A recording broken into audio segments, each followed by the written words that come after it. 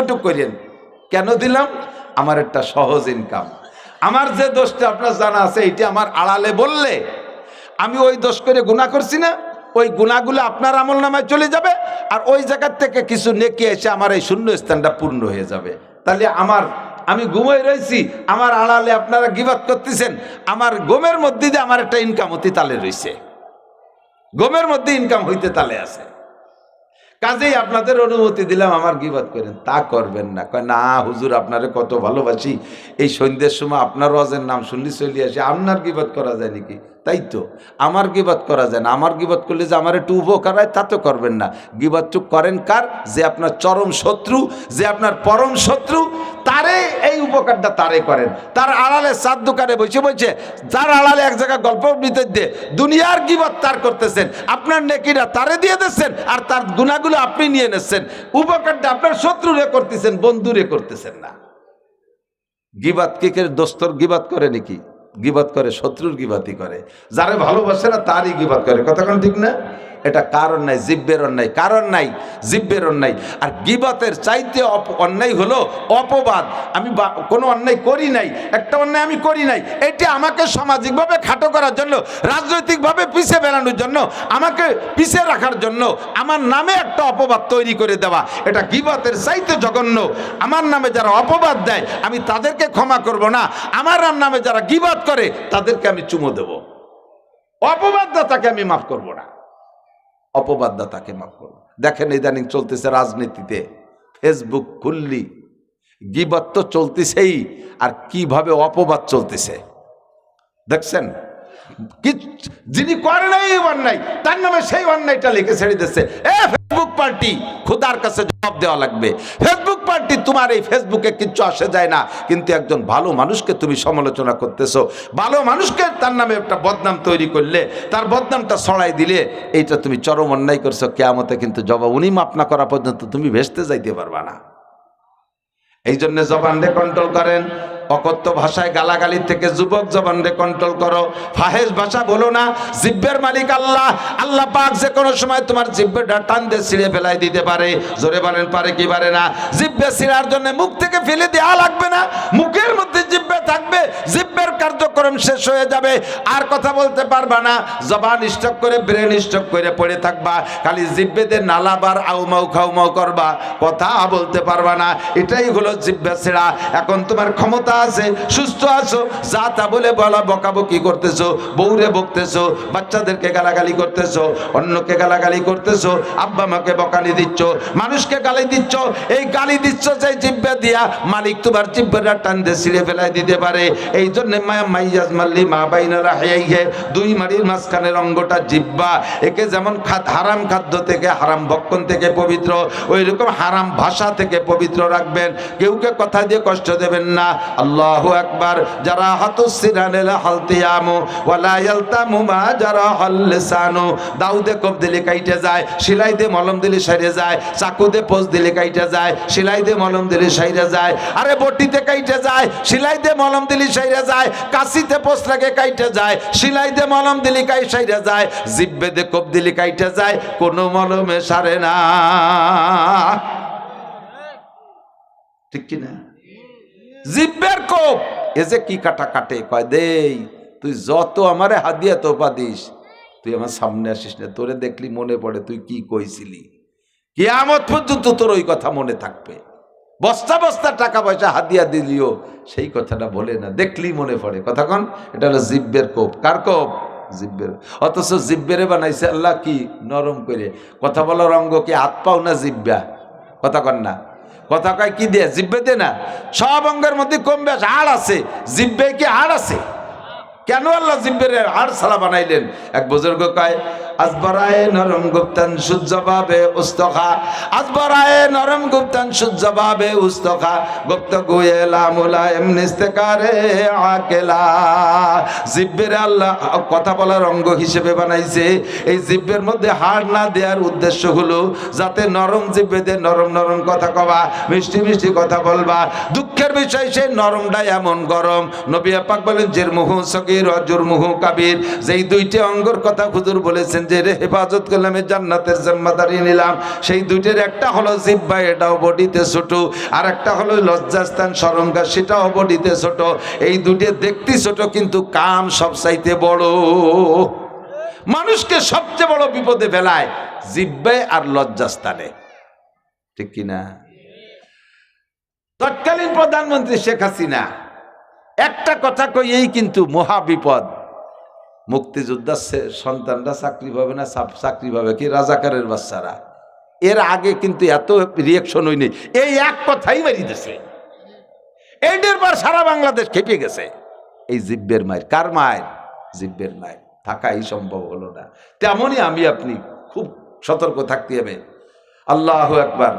মানুষের যোগ্যতা ফুটোই তোলে জবানে, কথায়, আর এই জিব্বেই মানুষকে আবার স্বার্থবক জমিনের নিচে নামায়। আমি মাওলানা নাসির, আমার কি আছে? কিচ্ছুই না। আমারটা আমি শুকর আদায় করার নর্থে বলি, আমার বডি নাই, আমার সার্টিফিকেট নাই, স্বাস্থ্য চেহারা ভালো না, আমি অত আলিশান পোশাকও চলি না, আবার টাবা গায়ে দেই না, বোরকা টোরকা গায়ে দেই না, স্বাভাবিকভাবে একখান গামছা গাড়ি দেওয়া যে আসি। সারা বাংলাদেশে মানুষ আমাকে অজের ময়দানে ভালোবাসে।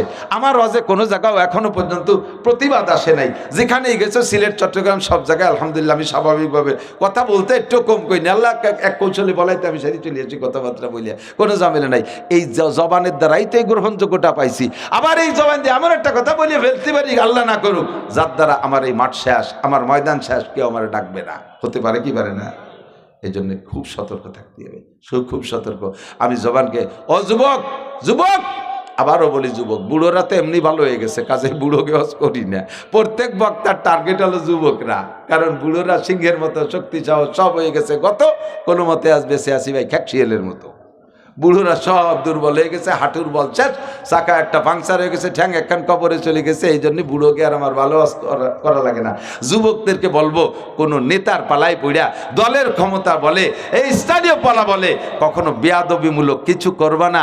আলেমুল আমার সাথে বেয়াদবি করবা না, আব্বা মার সাথে বেয়াদবি করবা না, উস্তাদের সাথে বেয়াদবি করবা না। কোনো নেতার পালায় পড়ে বিশেষ করে বেয়াদবি করবা না। নেতা তোমার দুনিয়া বাঁচাইতে পারবে না, আখিরাতও বাঁচাইতে পারবে না। যা তার চিন্তা নিয়ে সে ব্যস্ত থাকবে, তোমাকে কোনো খবর নিতে পারবে না। ফাঁকে তুমি নেতার মোহাব্বতে পড়ে বেয়াদবি করে নিজের খসিরাত দুনিয়া ওয়াল আখিরা, এহকাল পরকাল ধ্বংস করে ফেলাইছো। খোদার কাছে জবাব দেয়া লাগবে। জিব্বেটারে কন্ট্রোল করবো, পারবো তো? অকথ্য ভাষায় গালাগালি করব, মিথ্যে কথা, গীবাত শেখায়ত কব, মুখে জিব্বায় হারাম কোনো কিছু দেব? সতর্ক হন। 2 নম্বর, 3 নম্বর হলো ওমা বাইনা রিজলাইহে, 2 রানের মাঝখানে শরমগাকে কন্ট্রোল করো, এটাকে হেফাজত করো। এটা এই 3টি অঙ্গরে কন্ট্রোল করতে পারলে হুজুর বলেন আমি তোমার জান্নাতের জামিন হয়ে গেলাম। কন্যা সুবহানাল্লাহ। এই সবগুলো মিলে ইসলাম, সবগুলো মিলে কি ইসলাম। অনেক দূরেতে সরে চলে আইছি, এত ছড়াই গেছে যে ফিরে গুছাতে গেলে এবার আমার 2-3 ঘন্টা লাগবে, সেই সময় আমার নাই। আমি বলতেছিলাম ইমানের কলেমা মনে আছে নাকি? আমানতু বিল্লাহ, আল্লাহ আছে না নাই? মালাইকা, ফেরেশতা আছে, অকুতুবিহি, সমস্ত আসমানি কিতাব মিথ্যা না সত্য? এখন চলবে কি? তৌরাত চলবে, এখন ইনজিল চলবে, জবুর চলবে, এখন চলবে কি? আস্তে কন। সাংবিধানিকভাবে কি চলবে? সংবিধানে কি চলবে? তিলাওয়াতে কি চলবে? ইবাদতে কি চলবে? সব মুসলিম সংবিধান বলতে ব্যক্তি জীবন থেকে নিয়ে আন্তর্জাতিক জীবন পর্যন্ত সব জায়গা কোরআনের সংবিধান চলবে। ঠিক কি ঠিক না? বিরোধিতা করলে ঈমান নষ্ট, শেষ। 3 নম্বর কুতুবিহি ওয়া রুসুলিহি, সব নবী রসুল সত্য, তবে এখন আর কোন নবীর কার্যক্রম চলবে না। চলবে আজ থেকে 1500 বছর আগের থেকে শুরু, এখন থেকে নিয়ে কিয়ামত পর্যন্ত এক নবী, এক রসুল, তিনি হলেন মুহাম্মাদুর রাসূলুল্লাহ। কতক্ষণ? ফাঁকে যদি কেউ কাদিয়ানি থাকেন তওবা করেন, নইলে কিন্তু খবর আছে। এলাকার যুবকরা যদি টের পায় যে তুমি কাদিয়ানি করো, তাহলে কোর্ট কাছারি পর্যন্ত যাবে না, তোমার ওই জায়গা থেকে কাদায় ছাড়িয়ে দেবে কাদিয়ানি পার্টি। কতক্ষণ? ঠিক কি ঠিক না? যুবক, তোমার সামনে যদি কেউ কাদিয়ানি বই বেচতে আসে, কাদিয়ানি বই বিতরণ করতে আসে, তাকে কিন্তু তুমি তার বই নিবা না, তারে তুমি শায়েস্তা করে ছেড়ে দেবা। আমার নবীর এগেনস্টে আবার কেউ নবী দাবি করবে, আর সেই নবীর ভক্ত হইয়া এসে আমার কাছে দাওয়াত দিবি, তোর 14 গোষ্ঠী উদ্ধার করে ছেড়ে দেবো। কথা কন ঠিক কি ঠিক না? যাই জেল হয় হবে, ফাঁসি হয় হবে, যা হয় হবে। আমার নবীর এগেনস্টে কেউ নবী দাবি করবে আর তারে আমি ছেড়ে দেবো, এটা হতেই পারে না। ঠিক কি ঠিক না? অরসুলি ওয়াল ইয়াউমিল আখির। আজকে শনিবার শুরু হলো না? সন্ধ্যার থেকে শনিবার শুরু হয়েছে। দুনিয়ায় একটা দিন আসবে শুক্রবার, ওই শুক্রবারের পরে আর কোনোদিন শনিবার হবে না। এটা হলো দুনিয়ার দিনের শেষ দিন। এইটাই কইছে ওয়াল ইয়াউমিল আখির। সেই দিন হলো কিয়ামতের দিন। সেই দিন কোন দিন? কিয়ামত হবে কি হবে না? কিয়ামত হবে। ধ্বংস হবে। বাস আপনি মোমেন, 5টা হয়ে গেছে। 6 নম্বর হল কদর, ভাগ্যকে বিশ্বাস করতে হবে। যা কিছু ফয়সালা উপর থেকে হয় তাই হয়ে যাচ্ছে, শতভাগ বিশ্বাস রাখেন। আহা, এই মালটা পাইছিলাম, ওর জ্বালায় নিতে পারলাম না, এই কন্ট্রাক্টটা পাইছিলাম, ওর জ্বালায় পারলাম না, এর কারণে এই জায়গা ঠকে গেলাম, ওর কারণে এই দেশ জিতে গেলাম। এইগুলো কারণ কিচ্ছুই না, কিচ্ছুই না। সব কিছু যা উপর থেকে বরাদ্দ আছে, ভালো করে মনে রাখেন। আর রিজক মাকসুম, কাহারও উপরে আপনি অভিযোগ করতে পারবেন না যে তোর কারণে আমার এই অর্থটা ছুটে গেল, এই টাকাটা ছুটে গেল, এই রুজিটা ছুটে গেল, এই কথা বলা জায়েজ নাই। আপনার নামে বরাদ্দ যা আছে আপনি তাই পেয়ে যাচ্ছেন, এর নাম তকদির। বিশ্বাস আছে? একটুক্ষণ বিশ্বাস আছে? ছেলে কে দেয়? ছেলে হয় না আমার, আপনাদের ছেলে হয় না, এটা কে দেয়?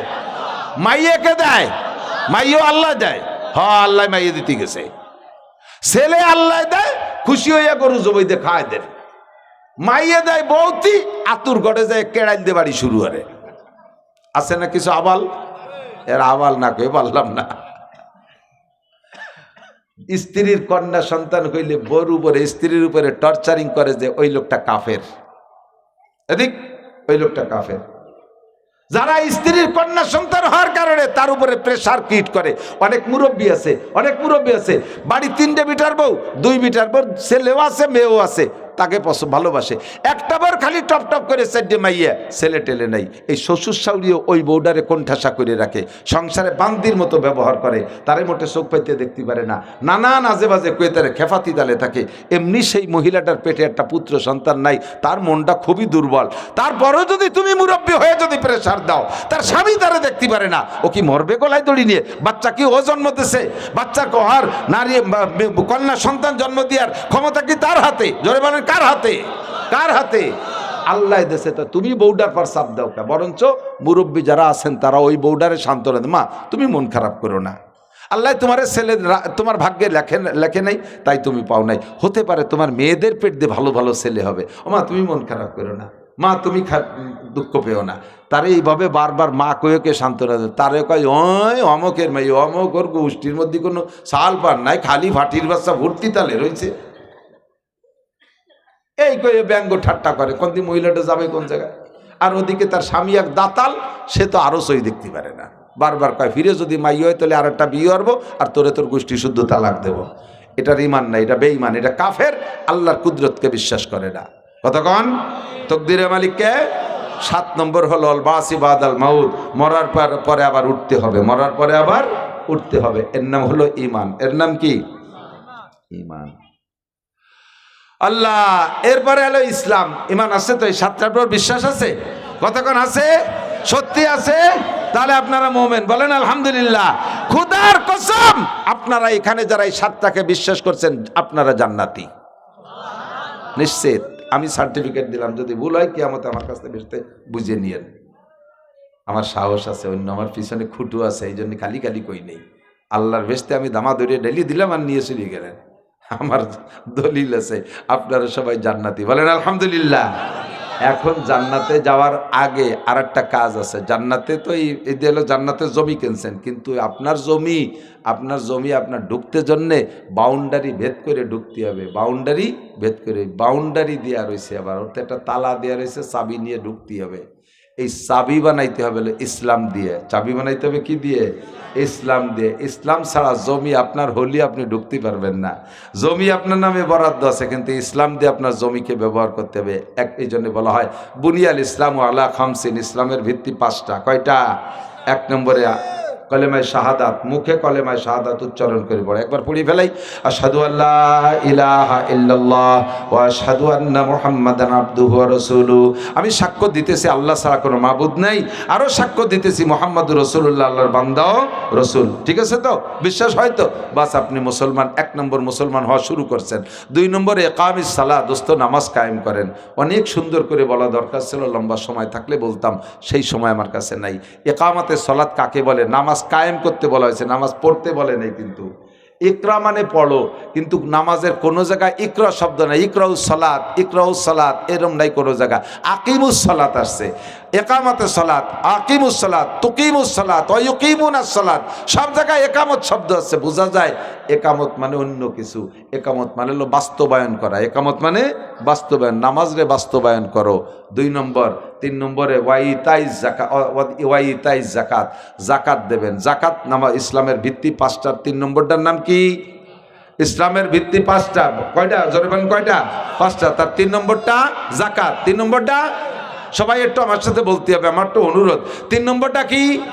3 নম্বরটা কেন বলাইলাম? বলার পরে আমল নামায় লিখে ফেলাইছে কিয়ামতে যে আমার নামে আর উল্টো মামলা দিতে পারবেন না। যে হুজুর যদি কইতো তাহলে আমরা জাকাত না দিয়ে ছাড়তাম। ওই হুজুর এসে আউফাউ করে চলে গেছে, আমাকে এই কথাটা শুনেই যায়নি, সেদিন আমার নামে মিথ্যে মামলা দেবেন। আজকে আপনার লেখা হয়ে গেছে, মুখ দিয়ে বলার সাথে সাথে লেখা হয়ে গেছে, আমারে আর আটকাতে পারতেছেন না। 3 নম্বরটা হলো জাকাত, ইসলামের ভিত্তি। ঠিক আছে, ইসলামের ভিত্তি 3 নম্বর কি? জাকাত। এই জাকাত বুঝে নেন। আর এই জায়গা একটু ক্লিয়ার হন, বলবো জাকাত কার উপরে ফরজ? আপনার দৈনন্দিন সংসার চলে যাচ্ছে ইনকামের উপর দিয়ে, এভাবে সারাটা বছর চলে গেছে। বছর চলে শুরু করার সময় আপনার কাছে 1,05,000 টাকা ছিল। ওই ব্যাংকে নয় ঘরের ভিতরে নগদ ক্যাশ, অথবা 52.5 ভরি রূপা, অথবা আপনার দোকানের মাল, ব্যবসার মাল। দোকানের ঘর না, দোকানে ব্যবসার যে মাল আছে ওই মালে পুঁজি আছে 1,05,000 টাকা। এই 1,05,000 টাকার পুঁজি ব্যবহার করে যা দৈনন্দিন লাভ হয়েছে তাই দিয়ে ছেলে মেয়ে খেয়ে দে, বছরের শেষে হিসেব করে দেখেন যে 1,05,000 টাকা আছে। ওর থেকে 40 ভাগের 1 ভাগ বের করে গরিবকে দিতে হবে। ওই 40 ভাগের 1 ভাগ আপনার জন্য খাওয়া হারাম। ওই 40 ভাগের 1 ভাগ বের করার আগে বাকি টাকা আপনি আগামীকালকে ব্যবহার করতে পারবেন না, তাই যে ব্যবসাও করতে পারবেন না। কারণ ওর ভিতরে প্রত্যেক 1 টাকার ভিতরে 2.5 পয়সা, প্রত্যেক 1 টাকার মধ্যে 2.5 পয়সা গরিবের হক রয়েছে। গরিবের হক বের না করে দিয়ে আপনার যে 97.5% আছে তা আপনি ব্যবহার করতে পারবেন না। এই গরিবের যে হকটা 40 ভাগের 1 ভাগ আপনার জন্য খাওয়া হারাম। কেমন হারাম? শুকরের গোশত খাওয়া আপনার জন্য যেমন হারাম। অথচ জাকাতরে পাই টু পাই হিসাব করে বের না করে অনুমানের পর বড় লোকরা কিছু দিয়ে দেয়। আর আমরা যারা 1 লাখ, 1.5 লাখ, 2 লাখ টাকার মালিক, আমরা নিজেকে নিজে গরিবই মনে করি। আমার দম সরে না, আর ওনাকে জাকাত দিয়ে বেড়াবে না। আমার দম সরে না, আর ওনাকে জাকাত দিয়ে বেড়াবে। আপনি যখন 1,05,000, 52.5 ভরি রূপা, 2,000 টাকা ভরি রূপার, 52.5 ভরি রূপার যে দাম, এই টাকা পরিমাণ টাকা আপনার ঘরে থাকলেই এটা হলো টাকার জাকাত। মহিলাদের কাছে যদি 7.5 ভরি স্বর্ণ থাকে তাহলে জাকাত ফরজ ওই মহিলার উপরে। ওর থেকে 40 ভাগের 1 ভাগ স্বর্ণ কেটে বের করে দেবেন, অথবা মূল স্বর্ণ ঠিক রাখতে গেলে এটার দাম ধরিয়ে তার থেকে টাকা দিয়ে দিতে হবে, জাকাত দিয়ে দিতে হবে। এটা ফরজ। যদি জাকাত না দেন তাহলে জাকাতের এই মালগুলো আপনার এই মূলধনকে আল্লাহ তাআলা সাপ বানাইয়া গলায় পেঁচায় দেবে, আর সাপে আপনার দুই গালে কামড়াইবে আর বলবে ফাযুকু মা কুনতুম তাকনিজুন, ফাযুকু মা কুনতুম তাকনিজুন, ফাযুকু মা কুনতুম তাকনিজুন। তুমি যেই মাল জাকাত না দিয়ে জমা করে রেখেছিলে, জনমের মতো খাও, জনমের মতো খাও। 2 গালে কামড়াইতে থাকবে। বিলেহজি মাতাই, হাদিসের শব্দ এরকম আসছে, গলায় ঝুলিয়ে দেবে, সাপের 2টা মুখ হবে, আপনারে কামড়াবে আর তারা খোঁটা দেবে, কয় খাও, ফাযুকু মা কুনতুম তাকনিজুন। কাজেই জাকাতটা দিয়ে দেন। এই হলো টাকার জাকাত, স্বর্ণের জাকাত। আর একটা হলো মৌসুমি ফসল। এদিক মৌসুমি ফসলের জাকাত ওয়াজিব হওয়ার জন্য 10 মণ, 20 মণ, 50 মণ, 40 মণ লাগবে না। মা খরাজা মিনাল আরদ।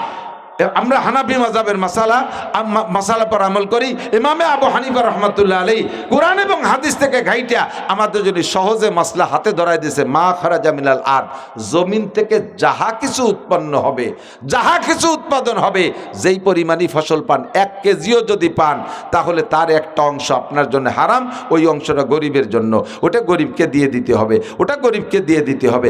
1 কেজি পেঁয়াজ হলেও তার থেকে 40 ভাগের 1 ভাগে একটা পেঁয়াজও যদি আসে, অর্ধেক পেঁয়াজও যদি আসে 1 কেজিতে, 40টে বড় বড় 40টে লাগে না 1 কেজি পেঁয়াজ হতি, 20 পেঁয়াজে 1 কেজি হয়ে গেছে, তার থেকে অর্ধেক পেঁয়াজ, একটা পেঁয়াজে ফাইডি অর্ধেক গরিবরে দিয়ে দেবে। ওটা আপনার জন্য জায়েজ নাই খাওয়া, ওটা পরের হক।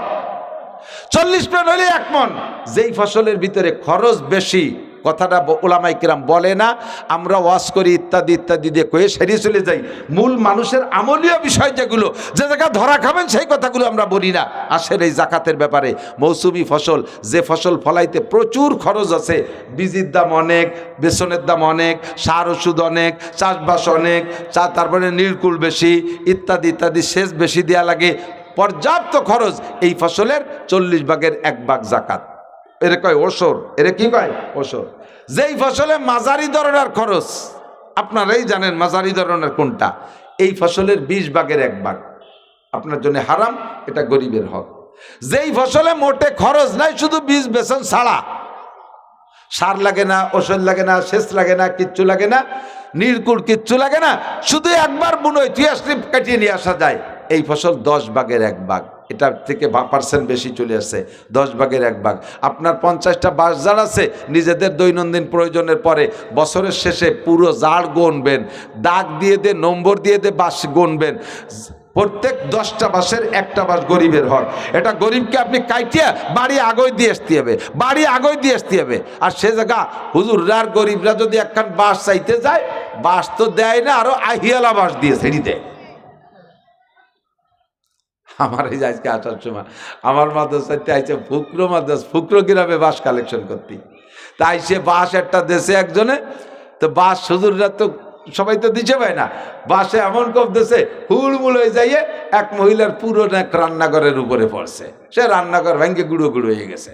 বাঁশের দাল পুরো হুকরো ভরে যা বাঁশ কালেকশন করছে, তাতে হয়েছে 3500 টাকা, আর ওই লোকের রান্নাঘরের জরিমানা দিয়া লাগছে 16,000 টাকা। কে আইসা বাঁশের বাঁশ দিতে, আইয়ালা বাঁশের চেয়ে বেকায়দে বাঁশ দিয়ে এই বাঁশ। আপনার আমের ক্ষেত আছে, ওখানে অত পরিচর্যা লাগে না, তার 20টি আমের একটা আম দিতে হবে। আমাদের এলাকায় কলাই বুনইতো আগে, মুরব্বীরা এদিকে তো বুনইতো, ঠিক না? ওই বর্ষাকালে পানি চলে যাওয়ার পরে কাতি মাসে ওই চাষবাস কিছু লাগতো না, শুধু খেসারি কলাই বুনই দিয়ে আসতো, আর পরে কাটিয়ে নিয়ে আসতো, উঠেই নিয়ে আসতো, ঠিক না? এর 10 ভাগের 1 ভাগ, কারণ ওর পিছনে সার ওষুধ কীটনাশক কিচ্ছু লাগে না, ও শুধু বুনই থুইছেন আর কাটিয়ে নিয়ে আসছেন, 10 ভাগের 1 ভাগ দিতে হবে। আপনার কাছে এই ফসল চাইতে গেলে আপনি বিরক্ত হবেন কেন বিরক্ত হবেন? আপনি তো আমার ফসল খাচ্ছেন, আপনার জমিতে ফলছে, কিন্তু 40 ভাগের 1 ভাগ আমার, তা এটা আপনি খাবেন আপনার কাছে আনতে গেছে আপনি বিরক্ত বোধ করেন। বরঞ্চ আল্লাহ পাক বলেন, মান জা বিল হাসানা ফালাহু আশরু আমসালিহা, আমারে 1 দিবি আমি 10 গুণ দেব, আমারে 1 দিবি আমি 10 গুণ দেব। এই প্রত্যেকটা নেক কাজে একটা কাজের বিনিময়ে আল্লাহ তাআলা 10টা নেকি দান করেন।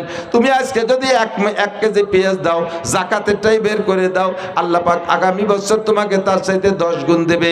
এবার দেওয়ার সময় মালটা দেবেন কেমন? লান তানালুল বিররা হাত্তা তুনফিকু মিম্মা তুহিব্বুন, যে মাল সবচেয়ে ভালো ওই মাল দেবেন। পেঁয়াজ হইছে বাড়ি ভরা পেঁয়াজ, তাই সে কুটি কুটি ছোট পেঁয়াজ, চিকুন পেঁয়াজ আর কাটা পেঁয়াজ করে, যাও হুজুর এই জাকাত নিয়ে যাও। দান উঠতে গেছি, যত সিটি আগাইলে মাইট নিয়ে খেড়িও দান। পাট কালেকশনে গেছি, যে দেই যে আর কল একটুক একটুক বিটি গে চুলির মতো একটুক একটুক, তাড়ে রয়েছে কালা, একেবারে ভেতনি কালা, যাও ওই কটা নিয়ে যাও, তোমাকে জ্বালায় তো ঘরে বসার কায়দা নেই। আল্লাহ কয়, মৌলবী মন খারাপ করিস না, আগামী বছরের বিচার হবে। পরের বছর যাইয়ে সব পাট একটুক একটুক হয়ে গেছে, লম্বা একটা হাইছে রাখায়।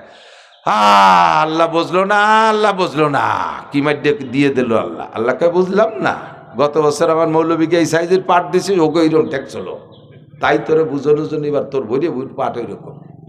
আমি বুঝলাম না। ধান মলন করছে, মালাই করার পরে 1 বিঘে বইতে ধান হবে 40 মন, সে জায়গা ধান হয়েছে 5 মন, সিটি হয়েছে 35 মন। আল্লাহ তুমি বুঝলে না, বেড়া কেটে 30,000 টাইনে বলক করছে, তুমি বুঝলে না। আল্লাহকে খুব ভালোই রেই বুঝছি। 1 নম্বরে ওই জায়গাতে সুদিয়ে টাকা লাগাইছি, সেই জন্য হবে না। 2 নম্বরে গতবার আমার মৌলবীকে সিটিয়ে দান দিয়েছি, সেই জন্য সিটিয়ে দিলি কিরম ঠেয়, সেই ঠেয়া বুঝানোর জন্য এবার দিলাম সিটিয়ে, যা মাইফিয়ে দেখ সিটিয়ে মাফতি কিরম ঠেয়। আল্লাহ যদি ধরে ছুটতে পারবেন না। লান তানালুল বিররা হাত্তা তুনফিকু মিম্মা তুহিব্বুন। আপনাদের দেশে পেঁয়াজ হয় না? গত বছর আপনার গ্রামের থেকে 5-7 মণ আমার মাদ্রাসায় খাবারের জন্য দিয়েছে, আলহামদুলিল্লাহ, শুকরিয়া, আপনাদের ধন্যবাদ জানাই। এলাকার মানুষকে শুধু আমার এগুলো শক্ত কথা বলা, বাকি আপনারা এর চাইতে অনেক ঊর্ধ্বে আছেন। আপনাদের এই এলাকার থেকে মনে হয় 500 মাদ্রাসাওয়ালারা পিএস কালেকশন করে নিয়ে এক তো টাকা যারা বেঁচে খাচ্ছে, বাকি অনেকেই গুলা ভরে রেখে দিয়ে সারা বছর চলতেছে। আমি তো গত বছর আপনাদের এই নগরকান্দা বলমারি থেকে প্রায় 50 মণ নিছি পিএস মাদ্রাসার জন্য। এই পিএসই সারা বছর খাইছে। একটা মাদ্রাসা আমাদের 200 ছাত্র বোর্ডিংই খায় 3 বেলা, তাহলে বোঝেন কি পরিমাণ পিএস লাগে। এই 50 মণ আমার হয়ে গেছে আলহামদুলিল্লাহ। আমি দোয়া করছি আপনার আমার ছাত্রদেরকে নিয়ে, শিক্ষকদেরকে নিয়ে, আল্লাহ তুমি এলাকার মানুষকে পাট পিএস ভরপুর দিও। এরা হিসাব করে এই জাকাত দেয়, এরা ওসর দেয়, এরা হক আদায় করে। যদিও পাবলিক পুরো হিসাব করতে পারে না, তো যেভাবে আমরা কাড়িয়ে কুড়িয়ে আনি তাতে ওতে আদায় হয়ে যায়, তুমি একটু মানিয়ে নিও। আল্লাহরে বুঝাই দিছি। কিন্তু আপনি যদি এ জায়গা সেটারই বাটপাড়ি কিরপিনি না করেন, তাহলে কিন্তু দোয়া ফেরত যাবে। আল্লাহর কাছে আবারও দোয়া করি, আল্লাহ দেশের জমিনকে সুজলা সুবলা করে দিক, বলেন আমিন। তো ইসলামের ভিত্তি 4-5টা, তো কলেমায়ে শাহাদাত, নামাজ, যাকাত। সামনে আসতেছে রমজানের রোজা, রাখবেন? কারা কারা নিয়ত আছে একটু হাত দেখাবেন আল্লাহকে। রোজা রাখবই, বলেন রোজা রাখবই। আমি যেভাবে বলি রোজা রাখবই, ইনশাআল্লাহ সুস্থ থাকলে রমজান পাইলে, বলেন ইনশাআল্লাহ সুস্থ থাকলে রমজান পাইলে। এই ইনশাআল্লাহ সুস্থতার রমজান পাওয়ার সাথে রোজার সাথে আলো রাখবো ঠিক আছে? আল্লাহ কবুল করুক। 4 নম্বরটা হয়ে গেছে। 5 নম্বর যদি আল্লাহ তৌফিক দেয়, হজে যাবেন তো? সত্যি? কারা কারা? আবার হাত একবার। আল্লাহ তুমি হাতগুলোকে মাহরুম করো না, কাবার গায়ে একবার হাত দেওয়ার তৌফিক দান করো। আল্লাহ হজ নসিব করো, আল্লাহ হজ নসিব করো। মাশাআল্লাহ, আলহামদুলিল্লাহ। একবার হজে যে তলবিয়া পড়ে আমরা সবাই মিলে একবার পড়ি, দেখবেন কেমন লাগে। লব্বাইক, বল না আবার লব্বাইক। আওয়াজের মধ্যে একটা গাম্ভীর্য। লব্বাইক আল্লাহুম্মা লব্বাইক, লব্বাইক লা শারীকা লাকা লব্বাইক, ইন্নাল হামদা ওয়ান নি'মাতা লাকা ওয়াল মুলক লা শারীকা লাক। কেমন লাগছে কোন তো? এই কয়জনে যদি এমন লাগে 1 কোটি মানুষকে একসাথে এই কয়, কিরম লাগে? আল্লাহ যেন আমাদের এই মজাটা লাগানোর তৌফিক দান করে, বলেন আমিন। ইসলামের 5টা খুঁটি হয়ে গেছে, আল্লাহ আমল করার তৌফিক দান করুন। একজন মানুষ যদি নড়াচড়া করে বসবো যে ওই লোকটা এই ইসলামের 5 কোটির বিপক্ষের লোক। নড়াচড়া করলি মুফতি ইমরান সাহেব আসবে। এর ফাঁকে আমার ছোট্ট একটা দাবি, আপনাদের এই মাদ্রাসায় অনেক আগের থেকেই আসি। এই ফরাত তো সেদিন হয়েছে, ওর জন্মের আগের থেকে আসি আমি এ জায়গা। আল্লাহর রহমতে মনে আছে না মুরব্বীরা 2-1 ওই আমার মজিবার ভাই, মজিবার দ্বারকা মোটরসাইকেলে করে নিয়ে আসতো।